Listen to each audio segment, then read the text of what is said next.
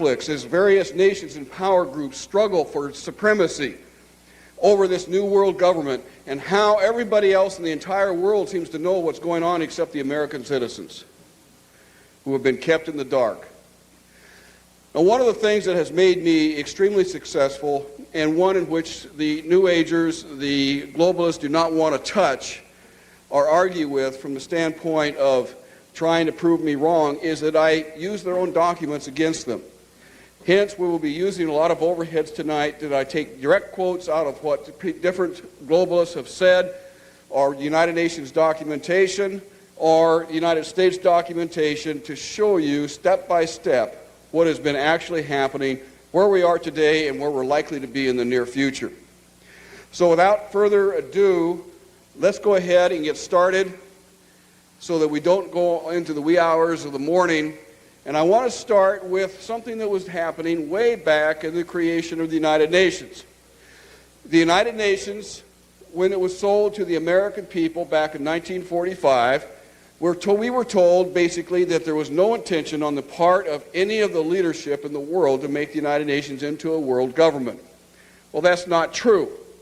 The following year, Assistant Secretary William Benton made a speech before UNESCO, that was the first year of a UNESCO, in which he said, and I quote, "As long as a child breathes the poisoned air of nationalism, education and world-mindedness can produce only precarious results.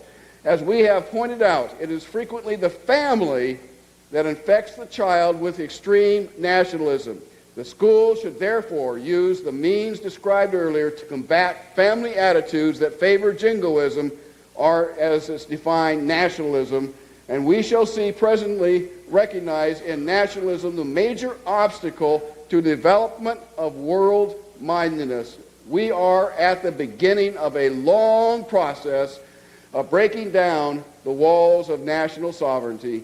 UNESCO must be the pioneer." That was 54 years ago, and we're almost there now. Perhaps by the end of the year 2001, we will have a world government. Now, it may not happen that soon, and we'll discuss the ins and outs and the ramifications of what's liable to happen a little bit later on in my discussion. One of the things that we need to recognize as to how this is being done. And the best, most succinct diagram or illustration of this that I could find comes from a man by the name of Professor Carroll Quigley, who was a Harvard economist, who also a historian, and also was at George Washington University. Is that right? That seems wrong for some reason. Georgetown University, thank you. In Washington, D.C., where he taught William Jefferson Clinton. During the 1950s and the 1960s, Professor Carroll Quigley had an inside track within the international community in which he communicated, they accepted him as one of their own, and he studied from a historical standpoint the ins and outs and nuances of what this group of people were attempting to do. And he wrote a book then that was published in 1966 called Tragedy and Hope. Some of you may have a copy of this. It's about that thick. It's over 6,000 pages long. It is literally an in-detail description of every action and what they're planning on doing. That book lasted for 1 week on the shelves before he was forced to remove it. And obviously, because it was a week on the shelves, there were copies made, and it's been reprinted since, so it is available still. And one of the paragraphs, I think, that was taken out of this, I have not read the entire book, obviously, but it is a tremendous reading source if you have the time, have a few spare hours, just to pick it up anywhere and start reading what these globalists are attempting to do. And this one paragraph really describes, I believe, exactly what it is they're trying to do. He says that the global elites' aim is nothing less than to create a world system of financial control in private hands, to be able to dominate the political system of each country and the economy of the world as a whole. The system was to control in a feudalistic fashion by the central banks of the world acting in concert by secret agreements arrived at frequent private meetings and conferences. And of course, that's still being done today. It's primarily through the financial community, the global financial community, primarily of the United States and Britain, that is advancing this world government, but also all of the European market, the European Union, as we'll see a little bit later on. The Council on Foreign Relations, many people think this is the boogeyman of the secret societies of the globalists. It's not. It's a front group. About 800 people belong to it. Mostly it's a good old boys club. However, there is a core at the center of the Council on Foreign Relations that is very active in promoting world government and is using the whole CFR apparatus, as it were, as a smokescreen. And they publish, usually in their publication called Foreign Affairs, those kinds of thinking that they're ready to institute in the world. And this one happens to be done in 1970, just 3 years after the publication of the Iron Mountain Report, which calls for, if we're going to create a world government, we can no longer use war as a mechanism to cause fear amongst populations and therefore allow us to control the behavior of populations through fear. We have to find an alternative, and the Iron Mountain Report, named after the first meeting held in Iron Mountain, New York, along the Hudson River, and those nuclear bunkers built into the mountainside there, where they actually have defined what it was that they wanted to substitute the threat of war for in order to be able to control populations. And they settled on, in 1967, in their publication called the Iron Mountain Report, the environmental holocaust. In 1970, 3 years after that publication, Foreign Relations began to publish a series of articles describing the ecological holocaust that was facing the world. And in this particular issue, the first issue done by George Kennan to prevent a world disaster, where it sums up in 3 points that the eco-crisis is a global threat so great that it endangers all of life on Earth. In other words, it's going to affect all of us if we don't do something about it. The crisis should be controlled by a partnership. Now, I want you to remember the word partnership, because the partnership is made up as an unholy triad between government and business, and today, non-governmental organizations. At the time this was written, non-governmental organizations did not exist. But now it's the unholy triad, or unholy trinity, made up of government, specifically the United Nations, business, and non-governmental organizations, operating under a central international super agency. Now, this will be a supranational EPA-like organization. You're going to see this. We're going to come back to it several times during the talk tonight, where these globalists want to establish an international EPA-like organization that can control literally every action that every single human being on planet Earth takes, under a central international superagency to regulate the environmental issues. And finally, the new crusade must proceed, at least to some extent, at the expense of the immensely dangerous preoccupations that are now pursued under the heading of national defense. So they are substituting the environmental holocaust for the threat of war. Because lest we solve global warming, ozone depletion, biological diversity destruction, all of these different things, acid rain, we are going to destroy the earth and us along with it. And we are the enemy. For those of you in the audience who are old enough, remember the old cartoon from Pogo, where he used to say on a frequent basis, we have met the enemy and he is us. And this is exactly the plan that these globalists have put forth and has been in operation for the last 30-some-odd years. If you're still not convinced, the founder and current leader of the Club of Rome, which in fact is real, despite many years of efforts to try to say that it's nothing but a right-wing conspiracy to discredit the global community, Aurelia Pecci, who actually created the Club of Rome, and it's the inner circle of the global elitists, in 1991 stated, that while searching for a new enemy to unite us, we came up with the idea that pollution, the threat of global warming, water shortages, famine, and the like would fit the bill. All of these dangers are caused by human intervention. The real enemy then is humanity itself.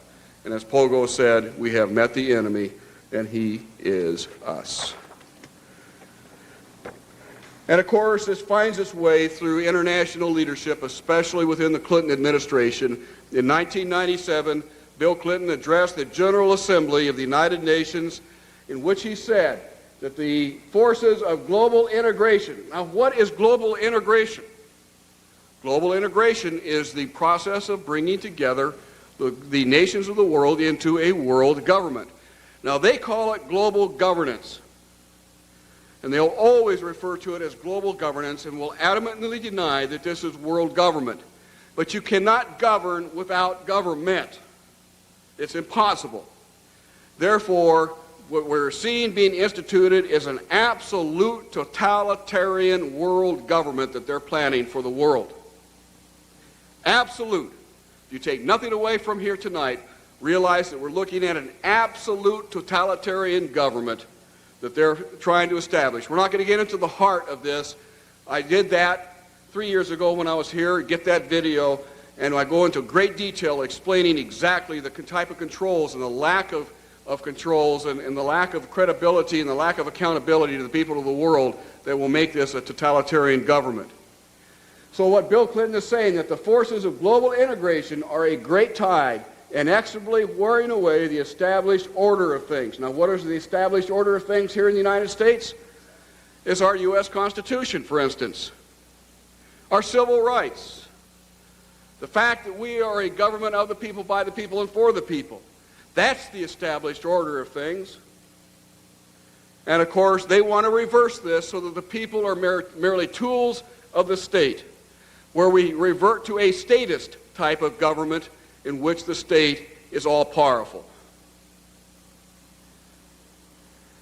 Going on, he says that people are susceptible to the misguided protectionism, to the poisoned appeals of extreme nationalism, and the ethnic, racial, and religious hatred. New global environmental challenges require us to find a new strategy of security. This word of security is a very big word in their vocabulary. They use it to justify all kinds of things.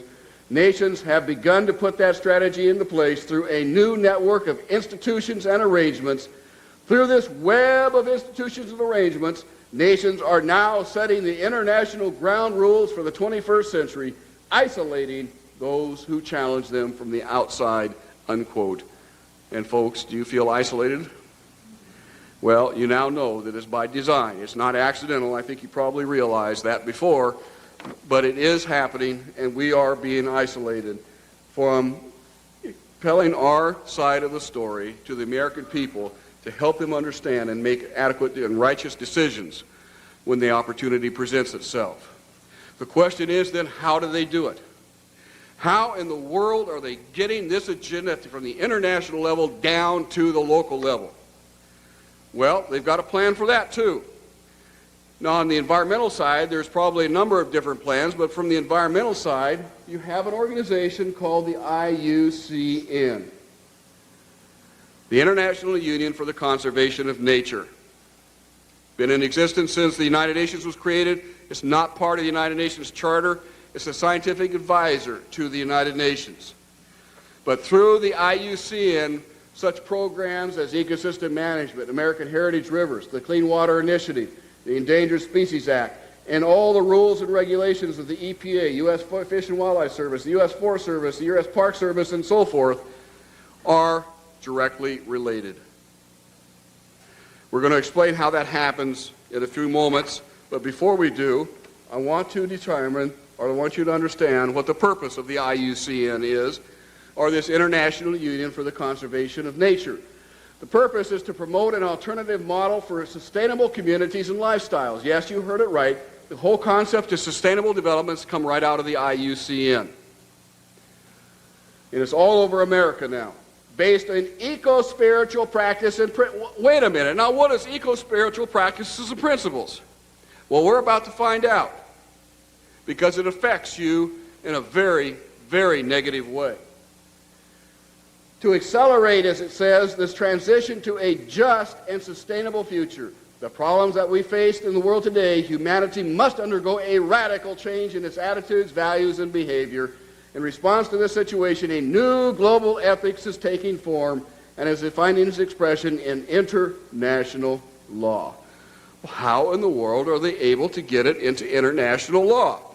Well, you're about to find out. One last thing, these eco-spiritual practices and principles, according to the United IUCN, in a biocentric approach, this is what they call it. In a religious context, it's called pantheism, the belief that nature is God. But in a biocentric approach, says the IUCN, the rights of nature are defended first and foremost on the grounds of the intrinsic value of animals, plants, rivers, mountains, and ecosystems, rather than simply on the basis of the utilitarian value or benefit to human beings. In other words, nature comes first. Nature's needs comes before man's needs. And we're going to see some very classic examples of that as we go through tonight's discussion. And one of the things that we told the Senate in August of 1994 was that this treaty had not been written, but was going to be dependent upon a base document written by the United Nations called the Global Biodiversity Assessment. The U.S. Senate called the United Nations and asked for the Global Biodiversity Assessment. It was supposed to be in draft form, only to be told by the United Nations they had no idea what the Senate was asking for. They had not authorized the writing of this document. They had bad information. Go back and ratify our treaty. However, one of our men, there was 4 of us, one of the people knew somebody in New York, that knew somebody in England, that knew somebody in Germany, that knew somebody else, and we finally got a copy. It was the chapter 10 of this document. It was 300 and some odd pages long. The final document in published form is 1,140 pages long. And we scanned this document, and we found it to be the most anti-human document that we could possibly imagine. And again, I go into far more detail. If you look up on the previous visit that I made with you, I go into detail with this document. I'm only going to touch on some high points here tonight. But it breaks it up, their view of reality, as it were, into 2 worldviews in the world today. The first worldview is of the Western worldview. That's the one that we live in today.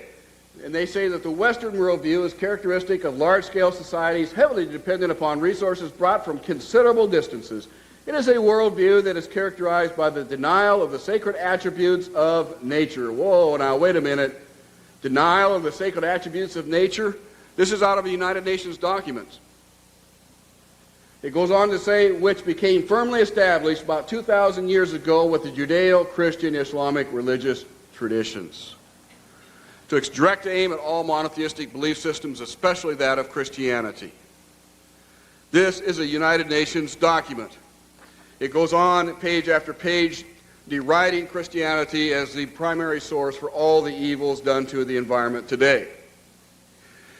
It does describe its own view of reality as this worldview. They call it the traditional worldview. And it says that the worldview of traditional societies tends to be strikingly different from the modern worldview. They tend to look at and view themselves as members of a community that not only includes other humans, but also plants and animals, as well as rocks. So now rocks are a member of your community that you have to share with. It goes on to say, even worse, people are then members of a community of beings, like human beings, living and non-living. So a rock is now elevated up to the status of a human being, and they're both equal in the eyes of this belief system. Now, many of us in this audience are probably Christians, and I do not want to say that we do not have a stewardship responsibility, because we do. But we should not ever hold up nature as being God, as they have done here, where a rock is equivalent to that of a human being. It concludes in this statement by saying, thus rivers may be viewed as mothers, animals may be treated as kin. Hence we have the American Heritage Rivers Initiative initiated by Bill Clinton about 3 years ago. It goes on to say that for most of human existence, traditional societies lived in an ethical paradigm in which nature is valued both in its own right and as for its role in spirituality. In other words, it is God. Traditional societies have considered certain sites as sacred where most human activities are prohibited. Remember this phrase. Traditional societies have considered certain sites as sacred where most human activities are prohibited. That is the heart of the Convention on Biological Diversity. Locking up nearly 50% of the land area of the United States is their solution to protecting biological diversity, and we'll talk about that later. The quote goes on by saying, most societies have also considered certain species as sacred, or how these species are incarnations of, or in some ways associated with gods and deities, or how they have magical powers. Reincarnation is a major factor with many of these people. Not all of them, but many of them. Hence, rocks will eventually incarnate into lower life forms, which will incarnate into animals and plants and so forth, which will eventually incarnate or evolve into human beings. Therefore, they have as much right as a human being. That's their logic. And unless you understand this, you will be totally buffaloed or baffled by why they do certain things and why they are so zealous in protecting things of nature. And again, I do not want to denigrate the concept of stewardship and the responsibility that each and every one of us have in protecting and respecting what God has created. This has led then to the Earth Charter. The Earth Charter was created by none other than Maurice Strong, whom we've already talked about, as well as Mikhail Gorbachev, the former premier of the Soviet Union. These two men got together in 1992, took what they believed out of the Earth Summit in Rio de Janeiro, and started to put together this Earth Charter. It was finally released this year in April, on April 15th. Now, the Earth Charter, according to Maurice Strong and Mikhail Gorbachev, in their writings, they say that a consensus has developed that the Earth Charter should be the articulation of a spiritual vision that reflects universal spiritual values, including but not limited to ethical values. A people's charter that serves as a universal code of conduct. Remember that. This is universal. Every one of us is going to have to ascribe to this particular concept. Universal code of conduct for ordinary citizens, educators, business executives, scientists, religious leaders, even the pastors of Christian churches will have to accept this new earth-based ethic called the Earth Charter. Going on, Mikhail Gorbachev and Maurice Strong say that the Earth Charter initiative reflects the conviction that a radical change in humanity's attitudes and values is essential to achieve social, economic, and ecological well-being in the 21st century. The Commission plans to circulate the final version of the Charter as a People's Treaty beginning in mid-1998. The Charter will be submitted to the United Nations General Assembly in the year 2000, which has been done. They are now considering the Earth Charter for ratification. And there is a treaty that's awaiting in the wings of the IUCN called the Covenant on the Environment and Development, that as soon as the United Nations accepts the Earth Charter, will be brought out as an international treaty for the nations to sign that will put into legal force the various provisions of this particular creed. This has real-world ramifications. The Bureau of Land Management, of which California has much, most of the eastern United States does not have any Bureau of Land Management land, but the western half of the United States does. In fact, the Bureau of Land Management controls most of western land. They came out in 1994, in March 30th of 94, with a plan called the Ecosystem Management. And in the chapter called the Human Dimensions of Ecosystem Management, the objective and purpose of that particular chapter states that all ecosystem management activities should consider human beings as a biological resource.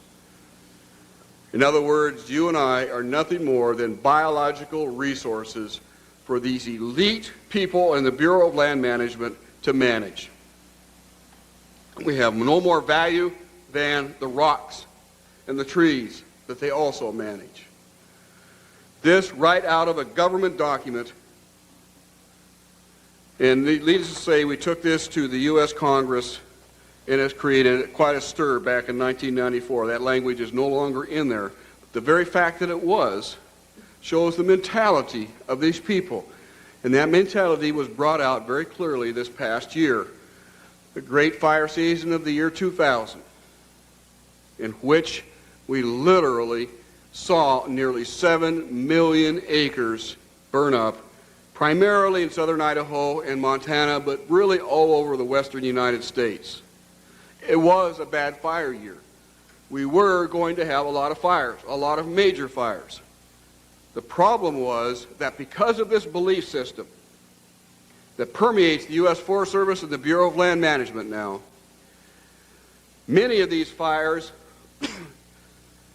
the actual fire officials argued for as many as 3 days before they lifted the first shovel against those fires, whether or not they should send bulldozers in to build fire lines, because they may rip out a plant or two of an endangered species. 3 days they waited. And of course, if any of you have had fire management experience, and I have, while I was working, I have my degree in forestry, and while I was working in my younger years, I fought many project fires, and I'm very familiar with how to fight fires, especially in that part of the country, because I had my education in the western part of the United States. This is not the way you fight a fire. You put crews in there immediately, and you start building fire lines to contain that fire when it's still just a few hundred acres. If you can control that fire in the first 5 or 6 hours, chances are you can keep it to several hundred acres. By arguing for 3 days whether or not they should build fire lines, whether or not they should use retardants, airplane-dropped retardants,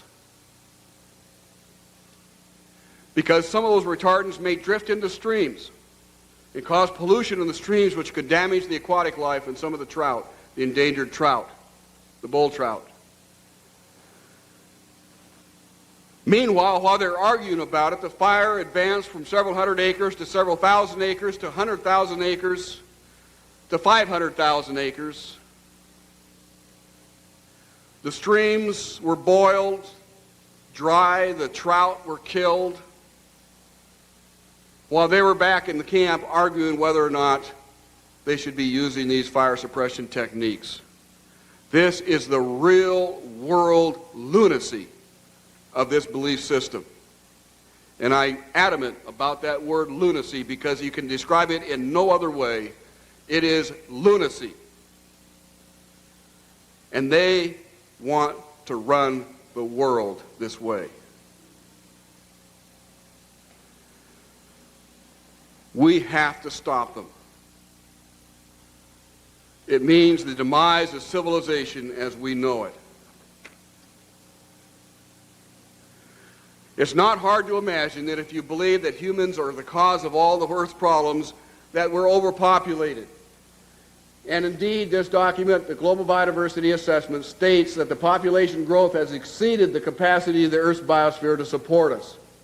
They give 2 solutions, and only 2, to this problem.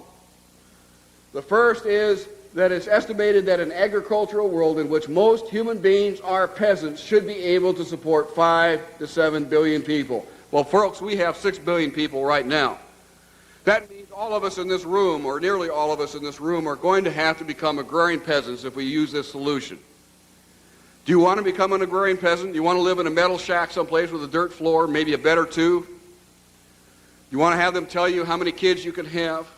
Because this is exactly what they have in mind. This is their solution. This isn't mine. I didn't use the word peasants.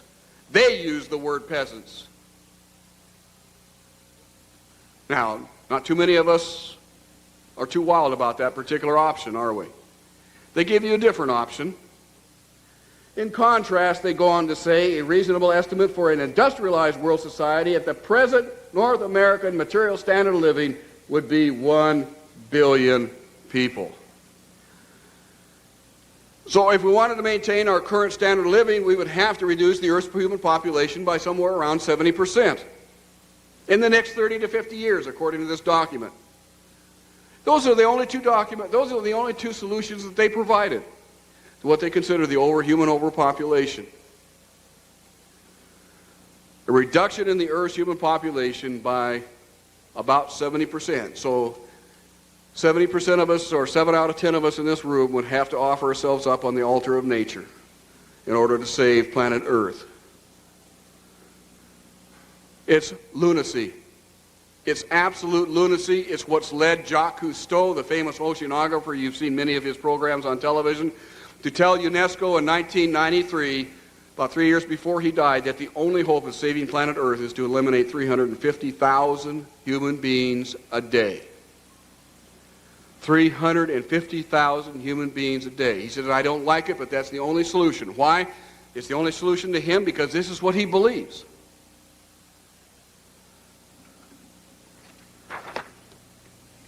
Now, the United Nations was wise enough not to put in a method of how they're going to eliminate 70% of the Earth's human population in the next 30 to 50 years.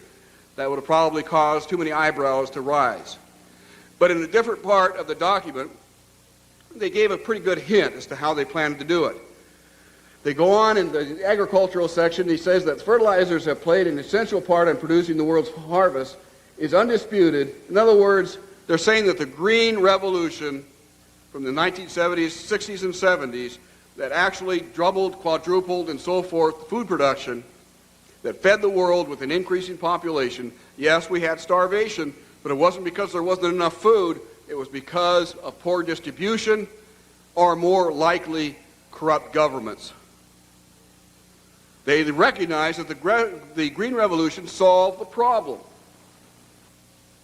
But they go on to say, it is estimated that if the use of fertilizers ceased, the world's harvest would be cut almost in half. It goes on to say, however, the negative side of the equation is that nitrates from fertilizers seep into the groundwater aquifers and so forth, and therefore we must reduce or eliminate the use of fertilizers. Now, I realize there is a lot of good evidence to suggest that we just can't pour fertilizers on and expect to have the nutrition that we should have. I'm not going to get into that discussion tonight. The fact that I want to get into is the fact that they're willing to take a course of action that would reduce the world's food production by 1/2, in this case, probably more because they would also reduce the use of pesticides,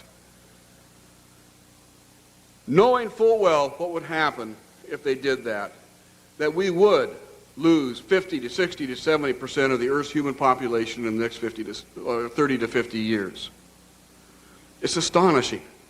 It literally is astonishing what this belief system will do to the mind of an otherwise normal thinking human being, willing to kill and subvert their fellow man for the good of their god, planet Earth, or the Greek goddess Gaia. They also discuss property rights in this particular document. They say that property rights are not absolute, they're not unchanging, they're not inalienable like our Constitution and the Declaration of Independence of the states. Rather, they are a complex, dynamic, and shifting relationship between two or more parties over space or time. In other words, whatever the United Nations says they are, whenever the United Nations wants to change the definition. You can continue to pay the taxes, but the United Nations is going to be able to tell you what you can and cannot do. This was reaffirmed as I was on the evening of the 29th of September 1994. We had gotten this document FedEx to us. I'll explain how in a little while. We had this document explained to, or FedEx to us, Chapter 10, and we divided up the responsibility as who's going to read what. And I was reading very fast in this document, highlighting things I wanted the U.S. Senate to see. And I came across this statement right here. Property rights can still be allocated to the environmental public good, but in this case they should be restricted to usufructual or usufructual? What in the world is usufructual? I had no idea. I thought it was a swear word. I had to go look it up in my dictionary, and the dictionary I used was a 1956 Collegiate Dictionary, Webster Dictionary. Shows you how old I am. And in that dictionary, I was stunned to read that the concept, it's not that way it's written, it's very much softened in today's dictionaries. You can still see it there, but it's not as clear-cut as the dictionary I used, and that basically said that the concept, the usufruct concept, was first developed by the Romans in the Roman Empire, and it means the Caesar owns everything. And he allocates out by right and privilege to those whom he wants the right to grow crops, the right to build a home, the right to build a business, whatever it is that these people want to do. You have to kowtow, you have to grovel before the local governor in order to be able to do that, because he holds all the property rights. And this is the concept that the United Nations is advancing for the entire world through this treaty called the Convention on Biological Diversity. I'm going to shift away from that particular treaty and take a quick look at another treaty that you've been hearing a lot about.